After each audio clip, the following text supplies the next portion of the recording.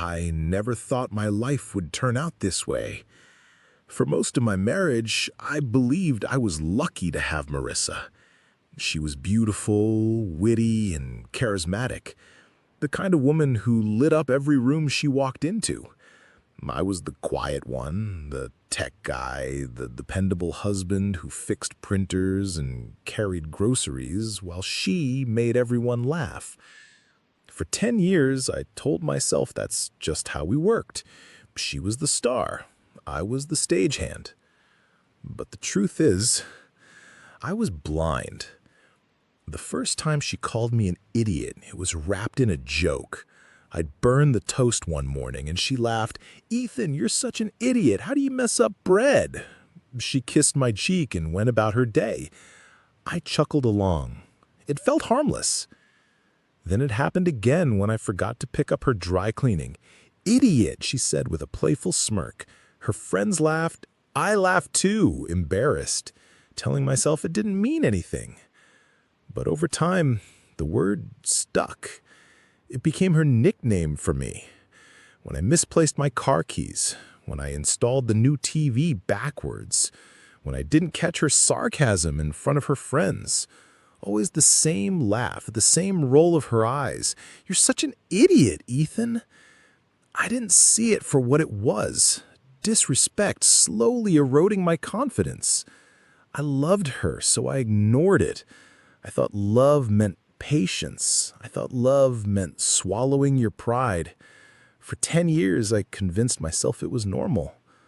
Until the night that changed everything. It was a Thursday in April. I'd come home early from work, surprising Marissa. Her car was in the driveway, but the house was unusually quiet.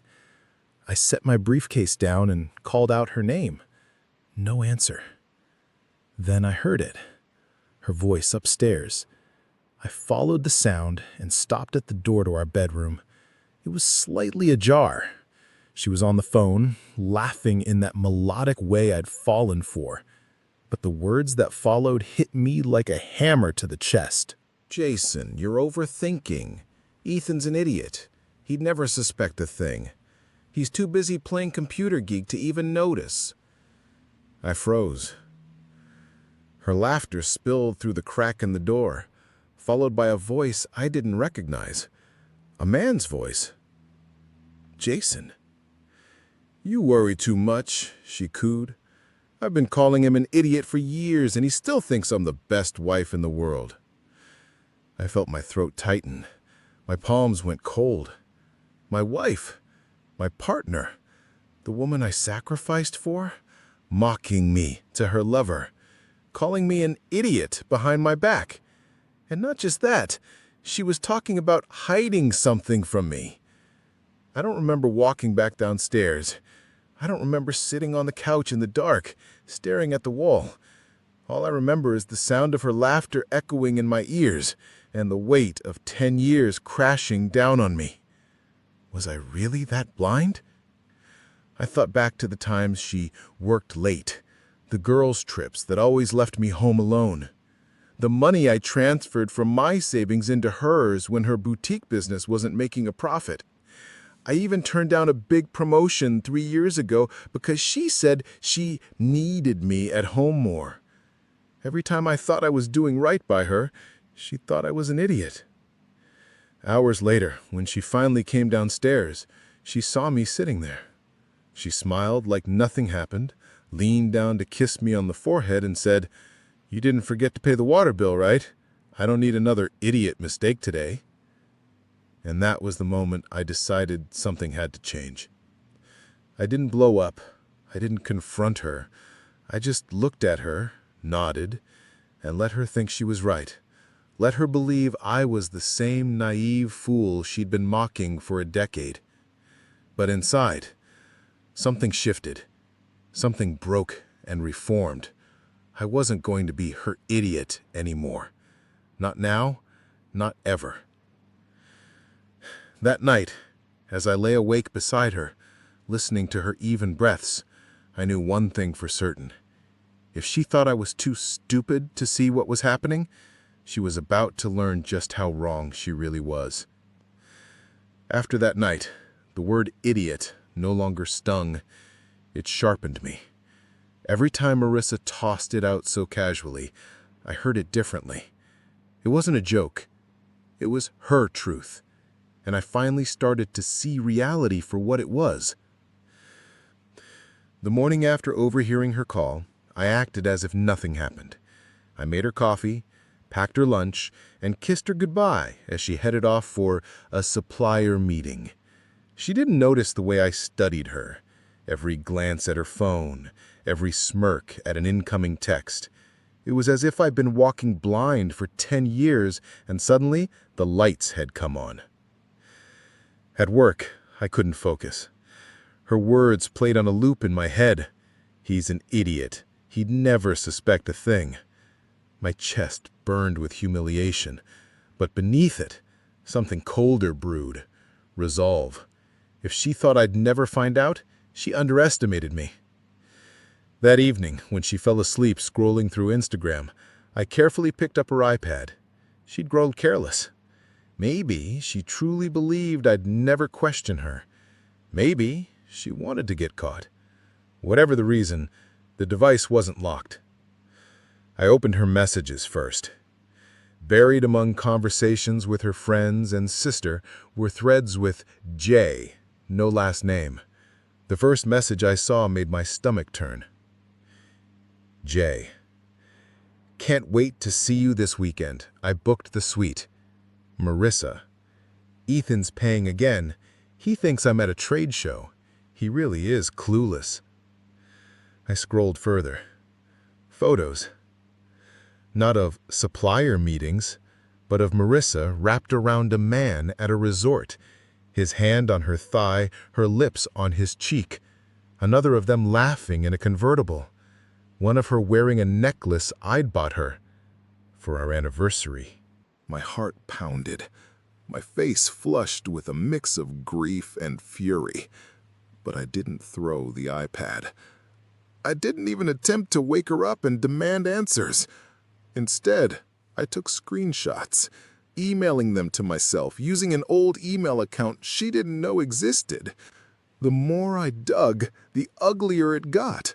Bank statements showed transfers I didn't authorize. Thousands moved from our joint account into hers. Boutique expenses I never saw results from. A car lease under her name. Payments coinciding with Jason's messages about loving his new ride. And there it was. The real punch in the gut. Not only was she cheating, she was funding their entire fantasy life with my hard-earned money. I leaned back in my chair, shaking, the weight of it all pressing down on me. For 10 years, I thought I was building a marriage. Instead, I'd been financing her double life. Over the following weeks, I became an actor in my own home. I smiled when she insulted me. I nodded when she called me an idiot in front of her friends. I even laughed when she joked that she'd have to trade me in for someone with more money. If only she knew. Meanwhile, I documented everything. Every suspicious transaction, every text, every photo. I started learning about divorce laws in Illinois, watching videos and reading articles late at night with the glow of my laptop as my only light. I learned about dissipation of marital assets, how spending marital funds on an affair could swing settlements heavily in the innocent spouse's favor. Still, a small part of me clung to denial. Maybe it was just an emotional fling. Maybe she didn't mean the things she said. But then came the night that killed any lingering doubt. It was a Saturday. Marissa claimed she was going to a wellness retreat with her sister. I pretended to believe her and kissed her goodbye at noon. At 2 p.m., I followed her car from a distance, my heart hammering.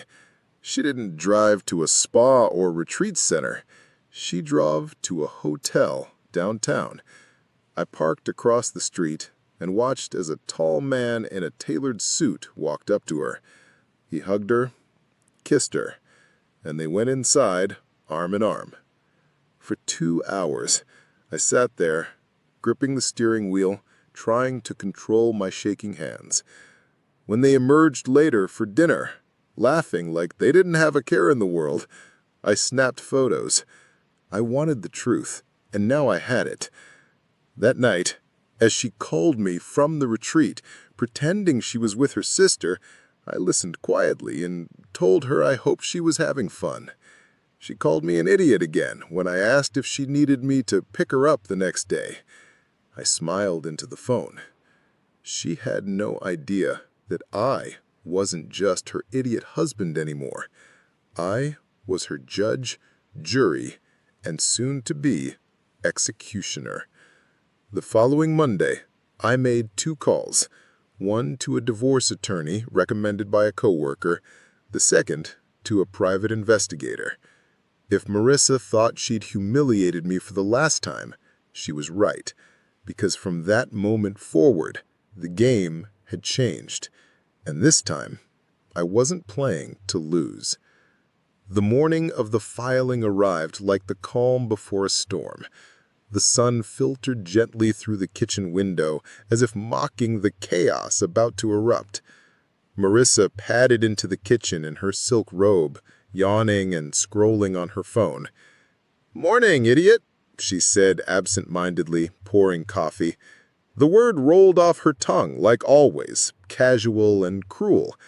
For the first time, I didn't feel a flicker of pain.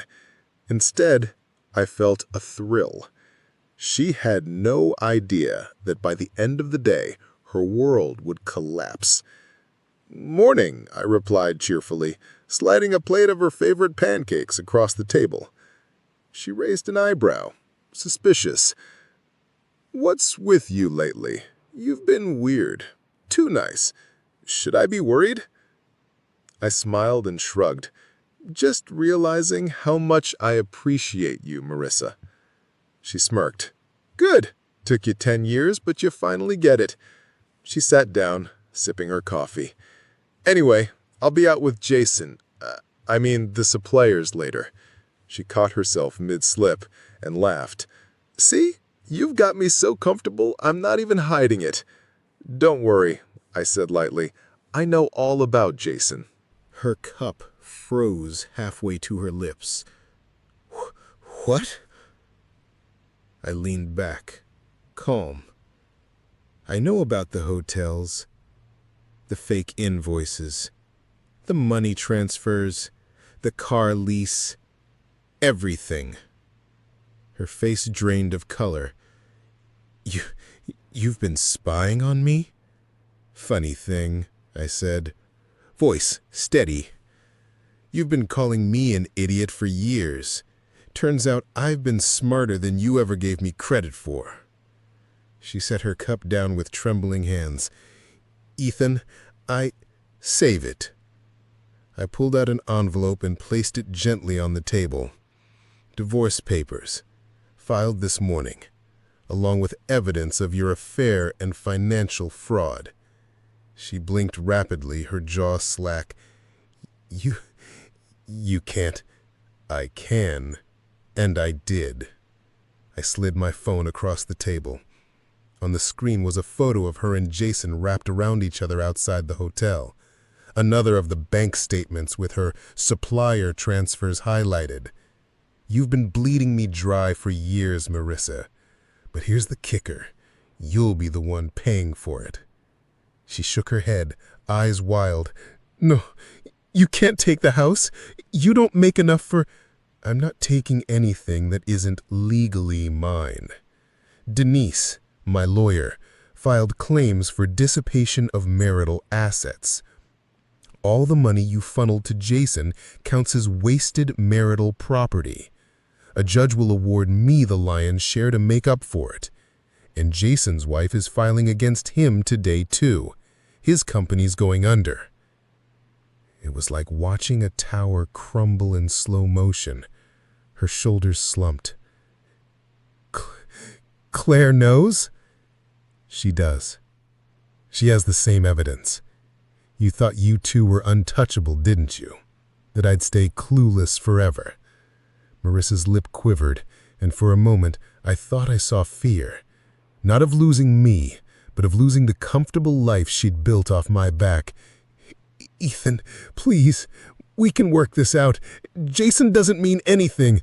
I cut her off with a laugh that surprised even me. "You called me an idiot for 10 years. You humiliated me in front of your friends. You said I wasn't a man. And now that you've been caught, you want to pretend it didn't mean anything? No, Marissa, I'm done being your doormat." Right on cue, there was a knock at the door. Her head whipped around, panic flashing across her face. "Who's that?" "Process server. He's got the papers for you."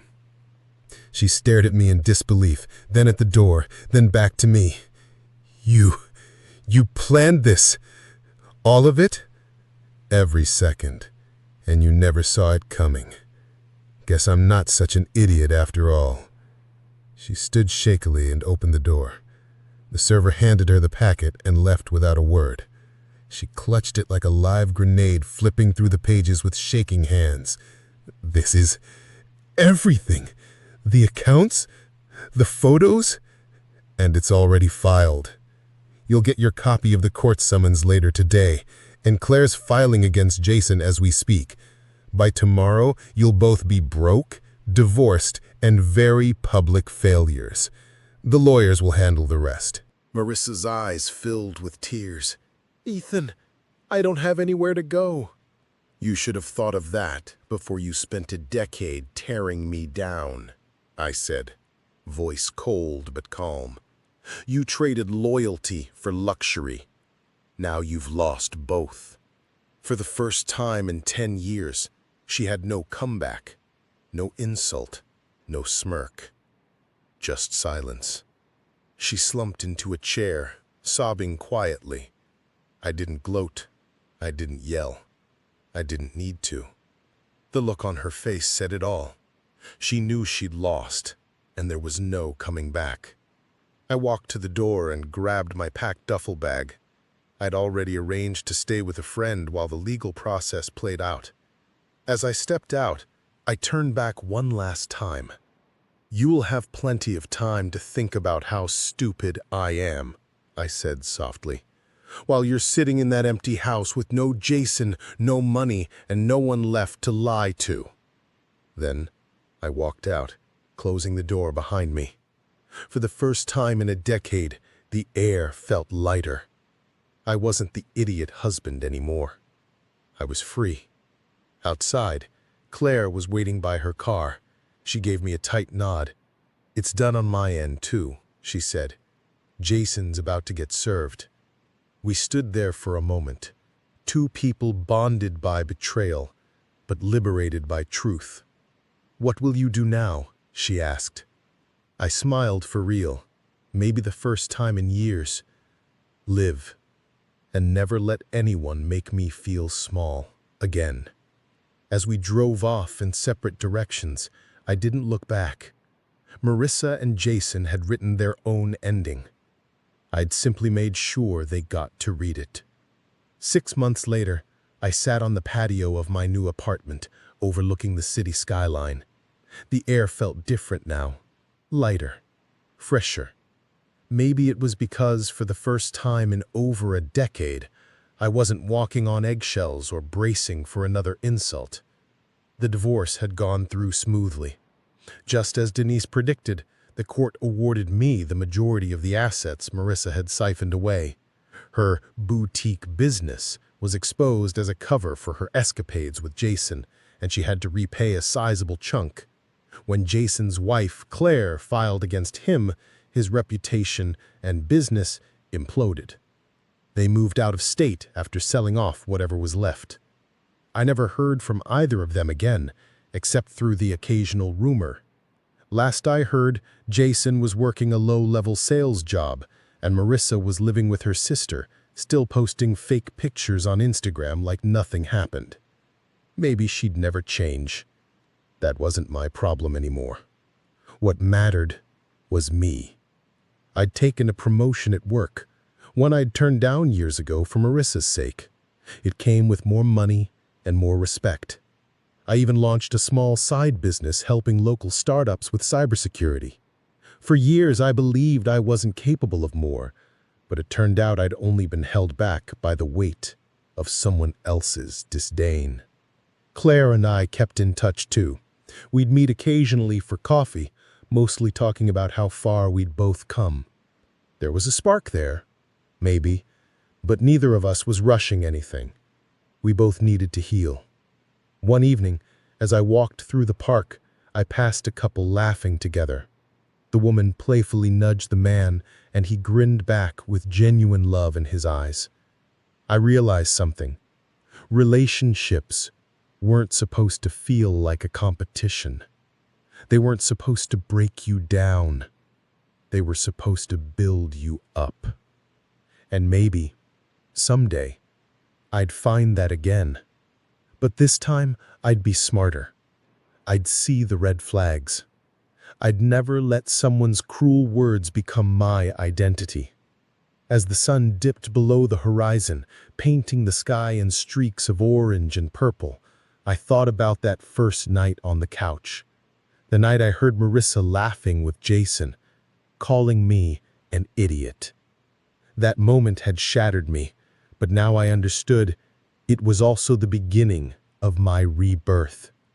She had called me an idiot for 10 years, and maybe I had been one for staying so long.